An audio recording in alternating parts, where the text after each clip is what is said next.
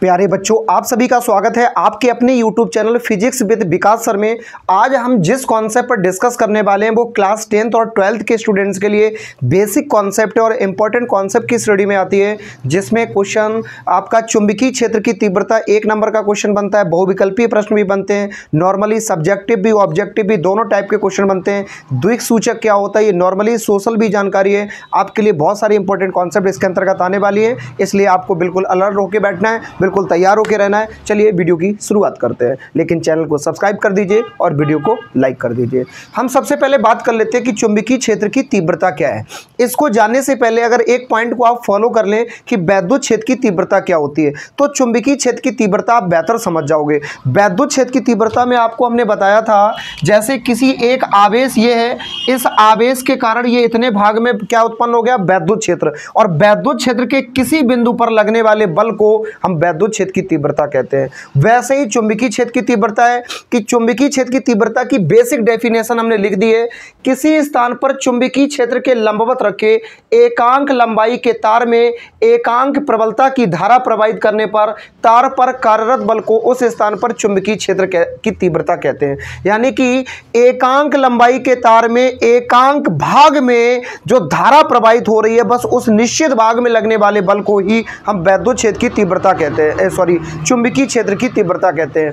चुंबकीय क्षेत्र की तीव्रता एक सदिश राशि होती है, जिसका मान उसकी दिशा के साथ साथ परिमाण पर भी निर्भर करता है। अगर हम बेसिक सी बात आपकी जानकारी के लिए बताएं कि इससे रिलेटिव क्वेश्चन आपके लिए बोर्ड एग्जाम में एक ऑब्जेक्टिव क्वेश्चन भी बनता है कि निम्नलिखित में से वैद्युत चुंबकीय क्षेत्र की तीव्रता का मात्रक नहीं है, उस समय आप इसका आंसर दे सकते हो, क्योंकि इसके एक्चुअली 4 आपको मात्रक मिलेंगे। आपने पढ़ा होगा, एक तो न्यूटन प्रति एम्पियर मीटर है, एक मात्रक है वेबर प्रति मीटर स्क्वायर, एक मात्रक होता है टेस्ला, एक मात्रक होता है गॉस। हैं इसके 4 मात्रक और चारों आपने पढ़े होंगे। अब इन चारों में से आपको क्वेश्चन ही फंसाने वाला पूछा है कि निम्नलिखित में से चुंबकीय क्षेत्र की तीव्रता का मात्रक नहीं है, तो 3 सही ऑप्शन होंगे और एक गलत ऑप्शन होगा।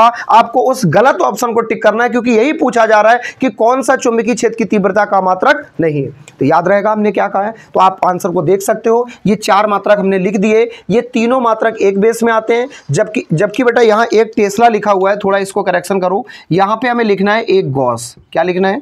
एक गॉस, क्योंकि न्यूटन प्रति एम्पियर मीटर और वेबर प्रति मीटर स्क्वायर दोनों एक ही बात है, बस इनके रूप है, और इसी को हम टेस्ला कहते हैं। और गॉस इसका डिफरेंट यूनिट में आ जाता है। यानी बेसिक सी कॉन्सेप्ट हो गई कि एकांक लंबाई के तार में एकांक भाग में लगने वाले चुंबकीय बल को ही हम चुंबकीय क्षेत्र की तीव्रता कहते हैं। आप परिभाषा को बना के लिख सकते हैं, और जैसे हमने वैद्युत क्षेत्र की तीव्रता की परिभाषा बताई, 4 मात्रक हैं, इनमें से हम अपनी आवश्यकता के अनुसार उस मात्रक का इस्तेमाल करेंगे। ये तीनों हमारी SI मात्रक में आते हैं, जबकि ये हमारा CGS मात्रक में आता है। ये तीनों समान रेंज के मात्रक हैं। न्यूटन प्रति एम्पियर मीटर, वेबर प्रति मीटर स्क्वायर और टेस्ला एक ही बात है, जबकि एक गॉस में 10 की घात -4 न्यूटन प्रति एम्पियर मीटर कह दो, चाहे वेबर प्रति मीटर स्क्वायर कह दो, चाहे टेस्ला कह दो, एक ही बात है।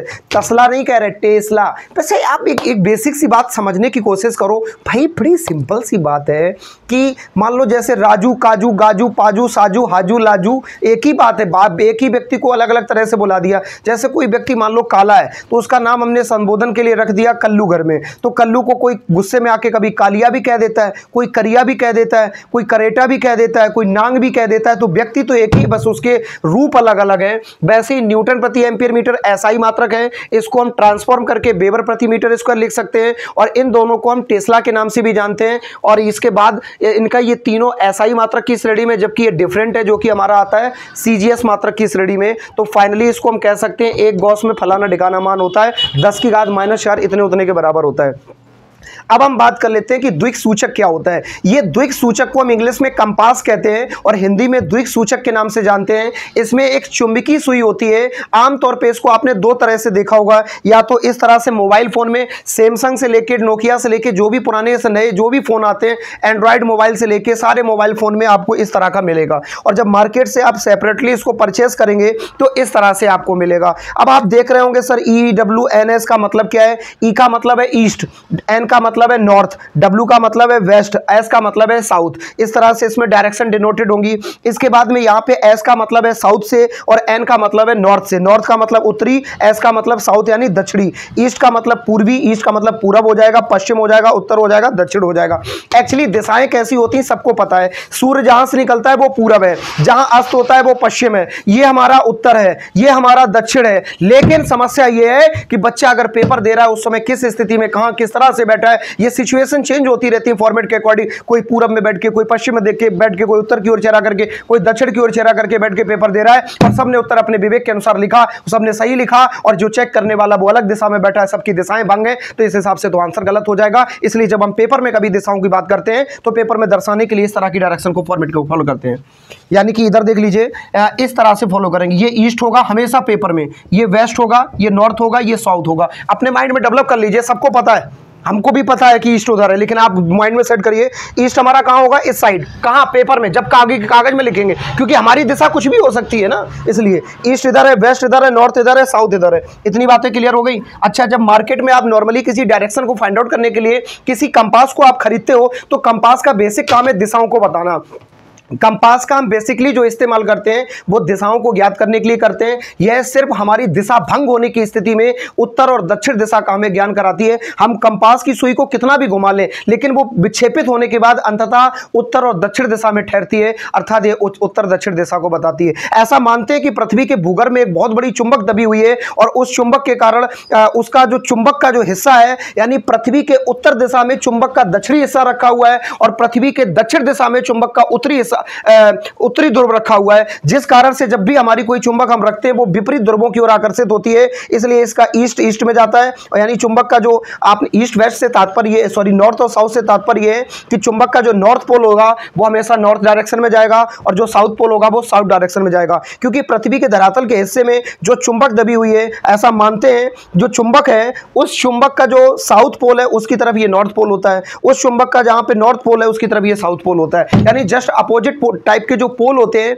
वो एक दूसरे को अट्रैक्ट कर लेते हैं। लेकिन अब हम बात करते हैं कि वास्तव में कंपास की सुई का इस्तेमाल किस लिए किया जाता है। तो कंपास की सुई के दो इस्तेमाल हैं। एक, हम कंपास की सुई का इस्तेमाल करते हैं दिशाओं को ज्ञात करने में, और दूसरा हम पता करते हैं चुंबकीय क्षेत्र को ज्ञात करने में। जी आप बिल्कुल सही सुन पा रहे हैं। चुंबकीय क्षेत्र दो तरह से उत्पन्न होता है। एक, चुंबकीय क्षेत्र को उत्पन्न करने की फॉर्मेट है कि अगर चुंबक है और चुंबक के कारण चुंबकीय क्षेत्र आ रहा है, तो यह बात तो क्लियर हो गई। वहीं ऑस्टर्न ने 1820 ईस्वी में, वहीं आपने एक नाम सुना होगा बायो-सेवर्ट का। बायो-सेवर्ट ने, ऑस्टर्न ने, इन दोनों ने मिलकर इस संबंध में बताया था कि विद्युत धारा से भी चुंबकीय क्षेत्र उत्पन्न हो जाता है। याद करो बचपन के वो दिन जब आप छोटे हुआ करते थे और माँ बाप के साथ खेतों की ओर जाया करते थे, उस दौरान आपने देखा होगा आपको डराया और धमकाया जाता था कि बिजली के तार को ना छू लेना, बिजली के तार के पास ना चले जाना, करंट लग जाएगा, चिपक जाओगे, खत्म हो जाओगे, तबाह हो जाओगे, बर्बाद हो जाओगे, ऐसे करके सुना होगा। तो वहां पर आपने जो बातें सुनी होगी वो सही है कि अगर तार में बिजली बहती तो उसमें चुंबकीय गुण आता है। लेकिन घर वाले तो आपके इतने बड़े महान थे कि वो तो आपको डराई के रख देते थे। वो बड़ी सी 33,000 वोल्टेज की, 11,000 वोल्टेज की, 1 लाख वोल्टेज की लाइन निकली है, वो कहते थे उसके पास ना जाना, लल्ला नीचे से खींच लेगी। चुंबकीय गुण आता है लेकिन इतना भी नहीं आता कि जमीन से खींच लेगी, एक निश्चित दायरे में काम करता है। अगर ये तार है, इसमें 220 वोल्टेज का करंट है, 240 वोल्टेज का करंट है, तो इसमें एक सीमा में चुंबकीय गुण है। इसको स्पर्श करोगे, टच करोगे तो चिपका लेगा। ऐसा नहीं कि आप मोहल्ले में खड़े हो तो वहां से खींच लाएगा, आपको नहीं होगा। तो अगर 11,000 वोल्टेज का करंट है तो हो सकता है कि इसकी लेयर के आसपास जाओगे तो अट्रैक्ट कर लेगा। जी आप बिल्कुल सही सुन पा रहे हैं। अगर 1 लाख वोल्टेज का करंट इसमें बह रहा है, जो बड़ी बड़ी लाइनें आपने खेतों के पास से देखी होगी निकलती हैं, तो 1 लाख वोल्टेज का करंट है तो चुंबकीय गुण है, जमीन से तो नहीं खींचेगा लेकिन हाँ एक सीमा के दायरे में आओगे तो पकड़ के उठा ले जाएगा आपको। चलिए मुद्दे की बात कर लेते हैं। यानी द्वैत सूचक के दो उपयोग है, या तो हम चुंबकीय क्षेत्र का पता लगाने में या तो हम दिशाओं को ज्ञात करने में करते हैं। कंपास की जो सुई होती है उसमें एक चुंबकीय सुई लगी रहती है, एक साइड नॉर्थ पोल, एक साइड साउथ पोल होता है।